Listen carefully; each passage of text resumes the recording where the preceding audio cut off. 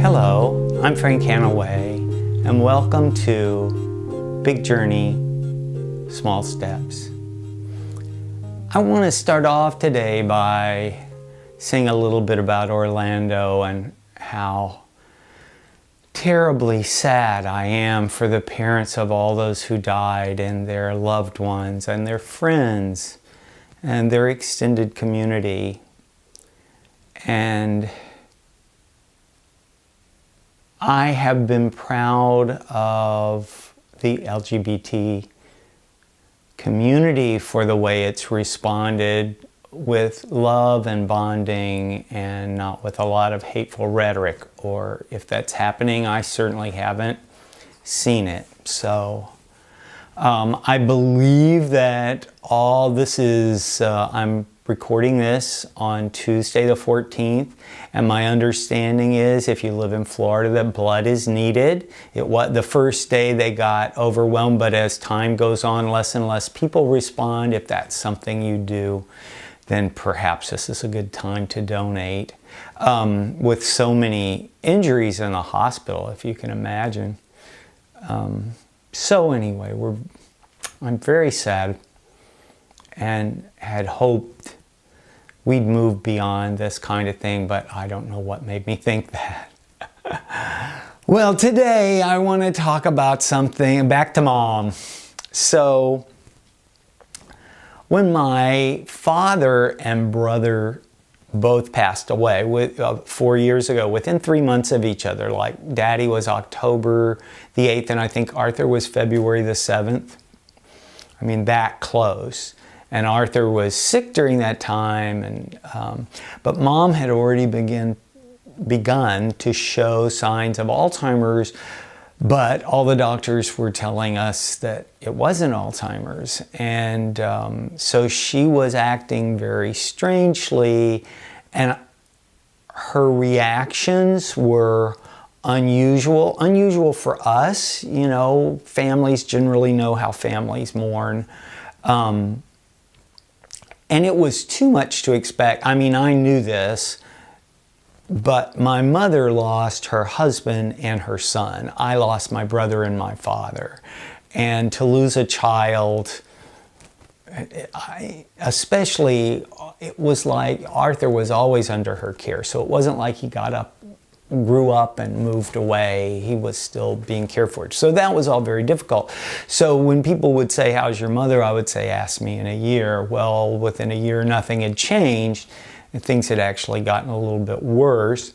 But anyway, back to when my brother passed second. And so he had a 50th birthday party. He was 58 when he passed. And on his 50th birthday party, we threw this big extravaganza at the Methodist church, and Mom and I decorated the place, and we had food, and everybody came. I mean, it was incredible. And Arthur performed, and I performed, and a lot of people performed. It was just a great show and a great day. And my friend Wally videoed it and gave the copy to my mother. So after my brother died, I took that and extracted my brother's performance, which was Somewhere Over the Rainbow. And we played that at his memorial service. I guess it was a funeral. I don't know the difference anymore. He was cremated, so I guess that makes it a memorial service. I don't know.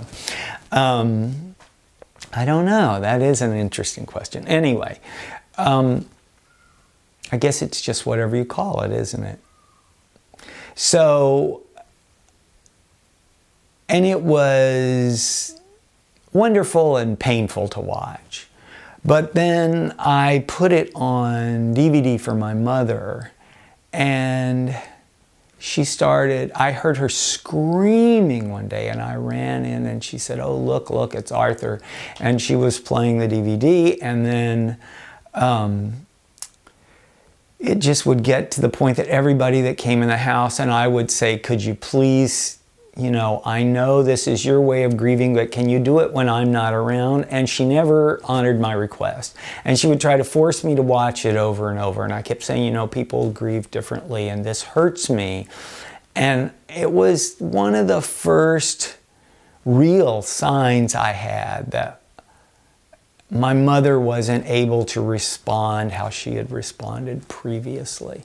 So this video has been sort of a symptom and a bone of contention. And after all, I understood that she had Alzheimer's, I tried to loosen up on so many things. Oh my gosh, I wish I'd been able to do it before I had the diagnosis, but somehow it took that, which is what I always reminded parents about testing their kids for special needs like ADD or whatever, that we couldn't start putting strategies in place, or people aren't inclined to put strategies in place until they have a diagnosis. It's fine to say that, you know, you should do that. Anyway, I don't know if I got off. This is a hard topic for me.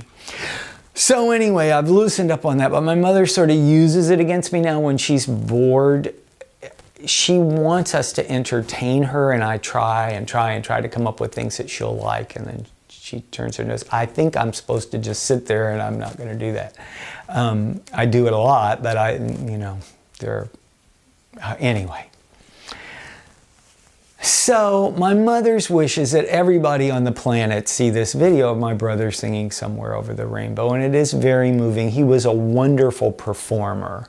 Due to his physical restrictions, his voice is not perfect, but he sings it with so much emotion and so much love. And it's a comfort to my mother, and for me when I watch it, my brother and I were so close, and he knew that he was Down syndrome. He knew he was different, and he had the capacity to see how normal people behaved. And so when I watch this video and I'm watching him try so hard to be like other people, I'm not going to use the word normal, I have no idea what that means. It just tears me up. But anyway, with that in mind, today we're going to close this video with the video of my brother singing Somewhere Over the Rainbow. Peace and joy to you all.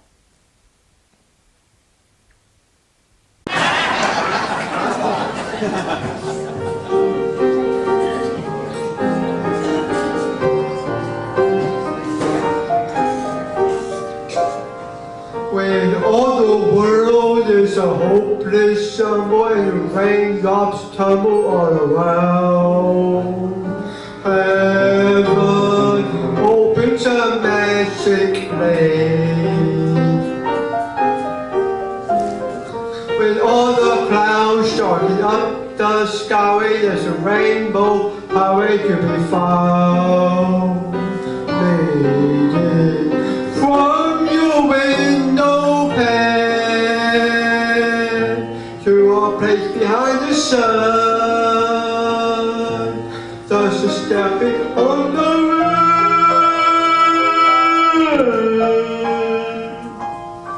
Somewhere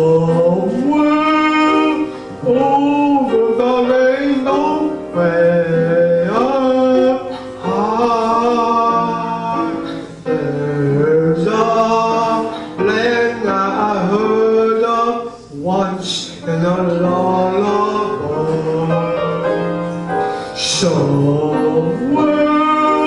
over the rainbow, skies are blue, and the dreams that you dare to dream really do come true.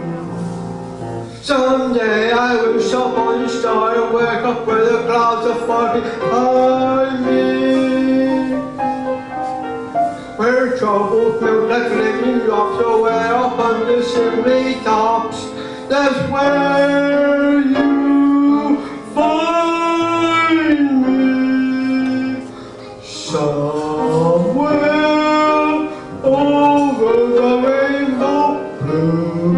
birds fly.